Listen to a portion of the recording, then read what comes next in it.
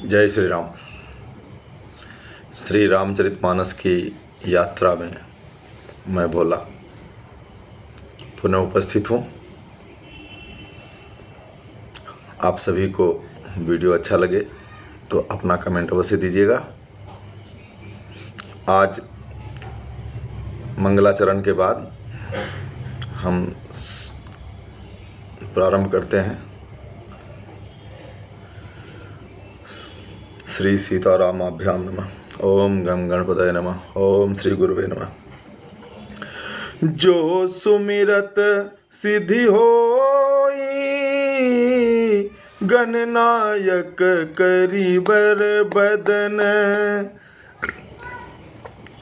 करऊ अनुग्रह सोई, बुद्धिराशि शुभ गुण सदन, मूक होई बाचाल, पंगु चढ़ई गिरबर गहन, जासु कृपा सु दयाल, द्रवऊ सकल कलिमल दहन, नील सरोरुह श्याम, तरुण अरुण बारी जनयन, करहु सोम धाम, सदा क्षीर सागर शयन, कुंद इंदु समदेह, ओमर मन करुणा अयन, जाहि दीन परनेह, करऊ कृपा मर्दन अयन,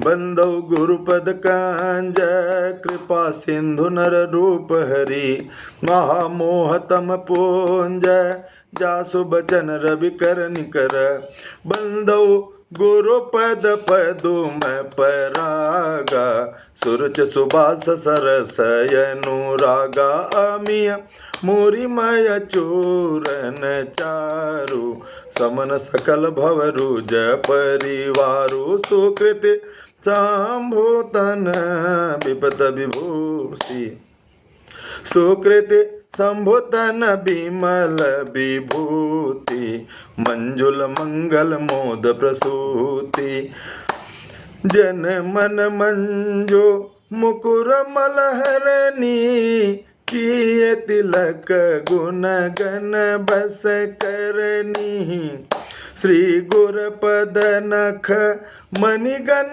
ज्योति, सुमिरत दिव्य दृष्टि होती, दलन मोह तम सोस प्रकाशु, बड़े भाग उरयावै जासु, उघरहि बिमल बिलोचन ही के, मिटहि दोष दुख भव रजनी के, सोजै रामचरित मणि मानिक, गुप्त प्रकट जह जो जेहि खानिक।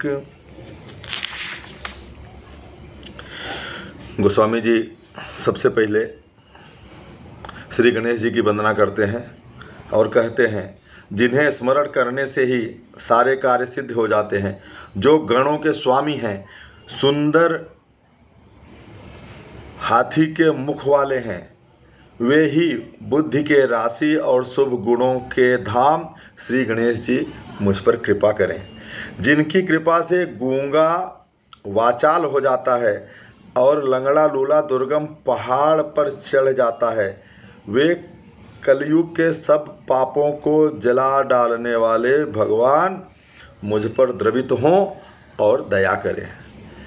जो नील कमल के समान श्याम वर्ण हैं, पूर्ण खिले हुए लाल कमल के समान जिनके नेत्र हैं, और जो सदा क्षीर सागर में शयन करते हैं, वे भगवान नारायण मेरे हृदय में निवास करें। ईश्वर का गुणगान करना है तो ईश्वर का हृदय में निवास मांगना तो अति आवश्यक है। जिनका कुंद के पुष्प और चंद्रमा के समान गौर शरीर है, जो पार्वती जी के प्रियतम और दया के धाम हैं, जिनका दीनों पर स्नेह है, वे कामदेव का मर्दन करने वाले भगवान शिव जी मुझ पर कृपा करें। देखिए, बिना शिव जी की कृपा के राम जी की कथा कोई कह ही नहीं सकता। राम जी का नाम भी अगर मुख से आ रहा है तो उसके लिए शिव जी की कृपा अति आवश्यक है। फिर मैं उन गुरु महाराज के चरण कमलों की वंदना करता हूँ जो कृपा के समुद्र और नर रूप में श्री हरि ही हैं, जिनके वचन महामोह रूपी घने अंधकार के नाश करने के लिए सूर्य के किरणों का समूह है। गुरु की कृपा के बिना कहाँ कुछ मिलता है। मैं गुरु महाराज के चरणों की रज की वंदना करता हूँ जो सुरुचि सुंदर स्वाद वाली सुगंध तथा अनुराग रूपी रस से पूर्ण है। वह अमर मूल संजीवनी जड़ी का सुंदर चूर्ण है जो संपूर्ण भव रोगों के परिवार को नष्ट करने वाली है। गुरु कृपा से ही भव सागर के समस्त कष्ट नष्ट हो सकते हैं। वह रज सुकृति पुण्यवान पुरुष रूपी शिव जी के शरीर पर सुशोभित निर्मल विभूति है और सुंदर कल्याण और आनंद की जननी है। भक्त के मन रूपी सुंदर दर्पण के मैल को दूर करने वाली और तिलक करने से गुणों के समूह को वश में करने वाली है। गुरु जी के चरण रज को का अगर आपने तिलक कर लिया तो समस्त गुणों के समूह को वश करने की क्षमता रखती है गुरु जी की चरण रज। श्री गुरु महाराज के चरण नखों की ज्योति मणियों के प्रकाश के समान है, जिसके स्मरण करते ही हृदय में दिव्य दृष्टि उत्पन्न हो जाती है। वह प्रकाश अज्ञान रूपी अंधकार का नाश करने वाला है। वह हृदय जिसके भी हृदय में आ जाता है उसके बड़े भाग्य हैं। उसके हृदय में आते ही हृदय के निर्मल नेत्र खुल जाते हैं और संसार रूपी रात्रि के दोष दुख मिट जाते हैं एवं श्री रामचरित्र रूपी मणि और माणिक्य गुप्त और प्रकट जहाँ जो जिस खान में है सब दिखाई देने लगते हैं। श्री राम जी के चरणों की भक्ति पाने के लिए जैसा श्री तुलसीदास जी ने महाराज जी ने लिखा है, अपने गुरु जी की कृपा और भगवान भोलेनाथ की प्रसन्नता अति आवश्यक है।